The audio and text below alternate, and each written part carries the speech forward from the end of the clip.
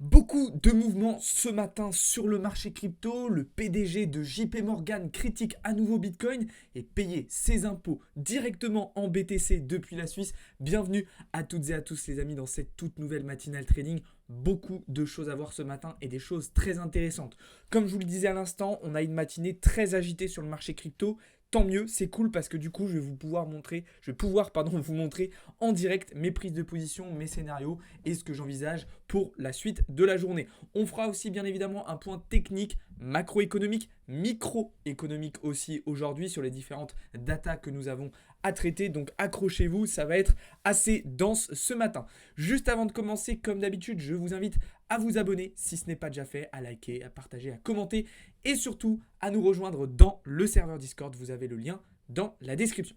Allez, c'est parti. On commence tout de suite donc avec un premier point sur les actualités. Comme je vous le disais, Jamie Dimon, le PDG de JP Morgan, donc l'une des plus grosses banques américaines, a réitéré un discours totalement anti-crypto hier en disant notamment, vous le voyez ici, si j'étais le gouvernement, je les fermerais. Bon, déjà, c'est clairement une phrase de boomer, parce que fermer les crypto-monnaies, ça veut rien dire. En gros, ce qu'il veut, c'est que le gouvernement interdise et limite le développement des crypto-monnaies, ce qu'ils sont déjà un petit peu en train de faire jusqu'à maintenant, notamment via le biais de la SEC, le régulateur américain. Mais alors, ce qui est bizarre avec Jamie Dimon, c'est qu'il est contre les cryptos, mais en même temps, son entreprise, ils sont quand même en train de proposer des choses sur les cryptos. Ils sont en train de s'ouvrir sur les cryptos. Donc ce discours est de plus en plus étonnant.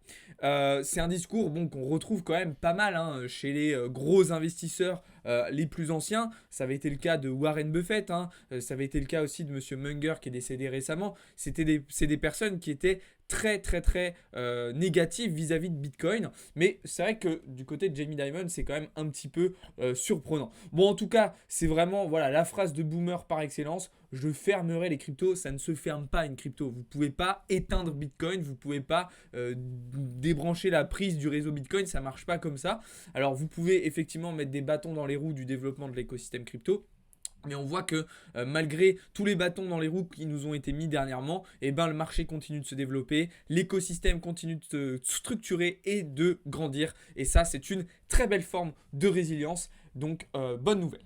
Autre petite bonne nouvelle justement du côté de nos amis suisses et de la ville de Lugano. Alors, on le sait, Lugano, c'est une ville qui est ultra crypto-friendly. Globalement, la Suisse est plutôt aussi crypto-friendly. Mais alors, Lugano, ça fait plusieurs années que vraiment, ils démocratisent l'utilisation des cryptos au sein de leur ville. Et ça continue aujourd'hui, du coup, avec de nombreux impôts et des taxes qui vont pouvoir être payés directement en crypto et notamment en Bitcoin. Alors il y aura aussi la potentialité d'utiliser du stablecoin, en l'occurrence l'USDT, mais c'est vraiment une très bonne chose. Et ça montre que les crypto-monnaies, elles peuvent être utilisées dans un usage quotidien et par absolument monsieur et madame tout le monde. Donc là encore, un bel exemple de démocratisation et d'adoption à grande échelle des cryptos. Donc voilà, il faut s'en réjouir, il faut avoir le sourire, il faut avoir la banane, c'est très cool. Dites-moi si ça vous plaît qu'en début de matinal trading, à chaque fois je vous partage une ou deux petites news comme ça. Je trouve ça sympa. Et de toute façon, si vous voulez des news un petit peu plus approfondies, je vous invite à regarder les lives et les vidéos de Théo qui vous décryptent vraiment toute l'actualité crypto, finance, macro du moment. Ok, voilà pour la partie actualité. On va donc désormais pouvoir passer du point de vue un petit peu plus technique, en commençant par le marché crypto dans le rouge ce matin, avec un Bitcoin qui est repassé donc sous les 44 000 dollars totalement, sous les 43 500 dollars. Même chose pour Ether qui corrige un petit peu et globalement, on voit une bonne majorité des alts qui sont en souffrance. D'accord ? Mais alors, qu'est-ce qui se passe ? Est-ce qu'on a une réelle correction ? Est-ce que le marché va rebondir ? Est-ce qu'il va continuer de s'écrouler ? C'est la grosse question.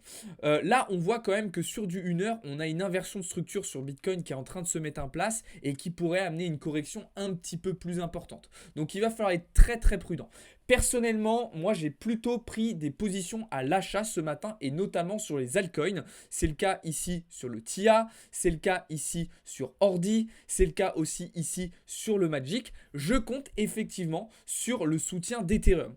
Pour moi, on pourrait effectivement envisager une reprise, une rotation de Bitcoin vers Ethereum. Alors évidemment, il ne faut pas que Bitcoin se mange un retracement trop fort parce que dans ce cas-là, le marché va le suivre et ça va être l'hécatombe. Mais si on a un Bitcoin qui se stabilise entre 42 000 et 44 000 $, eh ben, ça va potentiellement être le moment pour Ethereum de prendre le relais. En effet, puisque ça permettrait, si on a un petit peu de retracement sur BTC, de voir sa dominance corrigée.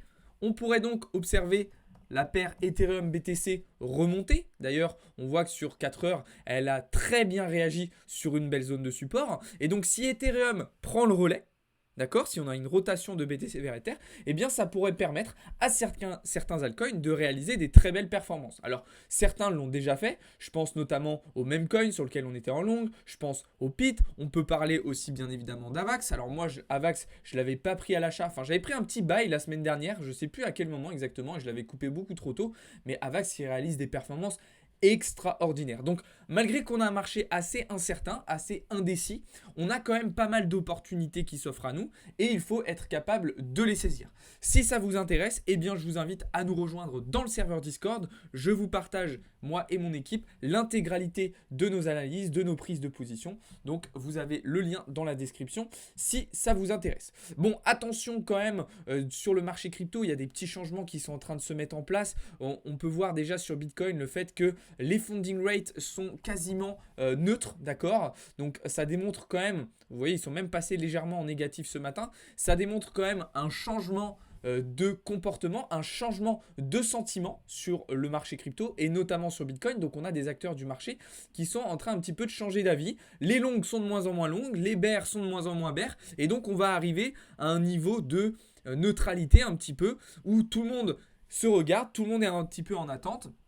Et du coup, on va pouvoir potentiellement avoir des marchés un petit peu plus sains par la suite. Alors attention quand même aussi au comportement des spots. On voit les spots là qui sont totalement vendeurs depuis le plus haut qui a été fait à 44 500 $. Donc jusqu'à maintenant, effectivement, on avait des spots qui soutenaient le mouvement haussier. Ce n'est plus du tout le cas. Là, on voit qu'on est clairement repassé sur un delta négatif. Donc attention à ça. C'est quelque chose qui pourrait empêcher Bitcoin de tenir un petit peu plus. Donc il va falloir être prudent. Pourquoi aussi je vous disais que Ethereum pourrait potentiellement prendre le relais sur BTC? Eh bien parce qu'on peut observer une grosse chute de l'open interest sur Ethereum, ce qui pourrait annoncer potentiellement la capitulation d'un certain nombre d'acteurs du marché, ce qui pourrait lui permettre enfin de, à son tour, réaliser de belles performances. Donc on voit très clairement que même si le prix a continué un petit peu de monter, on est clairement sur une grosse chute de l'open interest. Donc ça veut dire qu'il y a de moins en moins de positions qui sont ouvertes sur Ethereum. Vous savez que l'open interest, ça représente le total, l'ensemble des positions prises sur les contrats futurs, que ce soit à l'achat ou à la vente. Ok? Donc voilà un petit peu ce que je pouvais vous dire sur le marché crypto. Je vous invite pour avoir mon biais global à aller voir un petit peu les différentes vidéos que j'ai pu vous partager dernièrement sur la chaîne YouTube. Je vous invite aussi bien évidemment à aller voir tout le contenu que je vous partage quotidiennement dans le serveur Discord. C'est très très important. Voilà ce que je pouvais vous dire là-dessus. On va pouvoir désormais se tourner du côté des marchés financiers traditionnels. Alors aujourd'hui, d'un point de vue macro, on a une journée assez calme. Mais attention, on a quand même eu quelques petites informations cette nuit et ce matin intéressantes. Premièrement, du côté de la Chine, les exportations qui repartent à la hausse, mais les importations qui chutent de manière drastique en Chine. Donc une reprise économique toujours un petit peu, j'ai envie de dire, nuancée et ce qui entraîne une certaine incertitude sur les marchés qui sont impactés par l'activité économique chinoise. Je pense notamment au secteur du luxe français. Malgré ça, on voit quand même que la balance commerciale de la Chine a augmenté et d'ailleurs beaucoup plus que prévu. Donc on a des signaux plutôt positifs. Ensuite, ce matin, on a eu les chiffres de la production industrielle en Allemagne qui restent en négatif mais qui s'améliorent quand même par rapport aux chiffres précédents. Alors c'est une plutôt bonne nouvelle, mais en réalité, c'est un petit peu à l'image des chiffres PMI qu'on a eu début de semaine, c'est qu'on a du mieux, mais en fait, on a surtout du moins pire. Donc la situation qui ne s'améliore pas en Allemagne, et ce qui pourrait d'ailleurs entraîner une chute potentiellement du DAX. Alors justement le DAX, on va en parler ce matin parce que vous savez qu'il a réalisé des très grosses performances sur le mois de novembre, et d'ailleurs, il commence le mois de décembre sur les chapeaux de roue. Mais alors, pourquoi il a réalisé des si grosses performances, le DAX, alors que la situation en Allemagne est catastrophique. Je vous le répète depuis un moment, mais l'Allemagne fonce tout droit vers une grosse récession. Eh bien en fait la première chose c'est que déjà d'un point de vue microéconomique on a des grosses pondérations du CAC, donc des grosses entreprises à savoir Siemens, SAP, Allianz, Munich Re qui en fait réalisent de très grosses performances dernièrement et donc qui soutiennent le prix du DAX à la hausse. Un petit peu comme ce qu'on avait vu du côté américain avec le secteur Big Tech, donc type Nvidia, etc., qui soutenait les indices US à la hausse comme S&P 500, etc. L'autre chose, c'est qu'on a une grosse partie de la hausse du DAX qui est due à des attentes de BPA beaucoup plus élevées. Donc en gros, des ratios bénéfices, des perspectives de croissance beaucoup plus élevées qu'actuellement. Mais le problème, c'est que ça, c'est un peu basé sur de la spéculation. Étant donné la situation économique en Allemagne, eh bien malheureusement, c'est fort probable que ces estimations, ces perspectives de croissance, elles se retournent et donc qu'on ait un DAX qui finalement se mette à corriger. Donc j'avoue que moi personnellement, je me suis trompé sur le DAX, vous le savez, j'étais plutôt vendeur. En réalité, là, c'est pas impossible qu'on continue de monter jusqu'aux 17 000 $, mais je pense quand même qu'on s'approche potentiellement du top de 2023-2024 sur le DAX. En tout cas, étant donné qu'on se rapproche d'une récession, il y a quand même peu de probabilité qu'on ait un DAX qui continue de monter sur l'année 2024. D'ailleurs, les chiffres du PIB ce matin en Union Européenne ont donc été publiés et donc on passe sur une croissance négative sur le troisième trimestre à moins 0,1%. Donc voilà, comme on le sait, l'Union Européenne qui est dans une situation économique catastrophique, qui plonge vers la récession et les chiffres de la croissance du troisième trimestre le confirment. Cet après-midi, en termes de catalyseurs, on aura les inscriptions hebdomadaires au chômage. Donc, à part ce résultat-là, pas de grosses data aujourd'hui. Par contre, attention, préparez-vous pour demain. On a la journée NFP, donc beaucoup plus de volatilité. Ça va être un petit peu le calme avant la tempête, je pense, aujourd'hui. Ok, on va parler aussi un petit peu ce matin du côté des matières premières puisqu'on a eu des données intéressantes sur l'indice Bloomberg Commodity qui atteint son plus bas sur les 2 dernières années. On a vraiment une préoccupation de la part des investisseurs qui est en train d'augmenter assez fortement, notamment au vu de la demande. Et d'ailleurs, on en avait parlé justement, ce déséquilibre énorme qu'on a entre l'offre et la demande sur le pétrole, mais ça pourrait être le cas aussi sur l'or. D'ailleurs, assez intéressant, j'ai vu pas mal de reportages sur les médias à la télé ces 2 derniers jours sur le fait que l'or avait atteint un nouveau plus haut.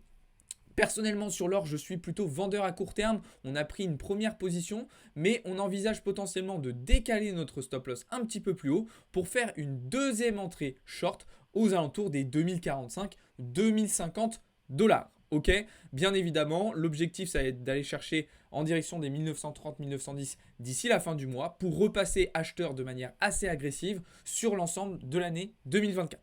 Ok, pour le pétrole, pas de nouvelle prise de position. J'ai essayé un petit long hier sur cette zone de support. En plus, on avait eu des rapports venant de l'OPEP qui étaient plutôt positifs, d'accord, qui auraient pu permettre justement une augmentation du cours du pétrole. Ça n'a pas du tout été le cas. Il y a beaucoup trop d'incertitudes sur la situation actuelle. Donc ça continue de descendre. Et au final, c'est pas une si mauvaise chose que ça. Comme je vous l'ai déjà expliqué, déjà sur le prix à l'essence, c'est plutôt pas mal.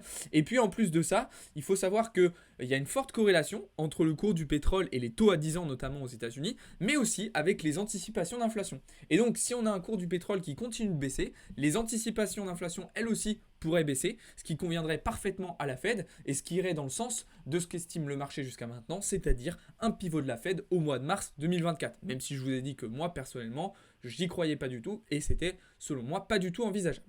Voilà un petit peu ce que j'avais à vous dire là-dessus. Du côté des indices américains, on est toujours dans les mêmes situations. Donc on a cette position, ce plan sur le Dow Jones qui se déroule à merveille. Vous savez qu'on était parti dans une idée de scalp short qu'on avait transformé en sell swing. Donc avec 3 entrées, une ici, une ici et une ici. Les 3 ont été prises et très très belle réaction depuis. Donc félicitations à ceux qui ont suivi le plan.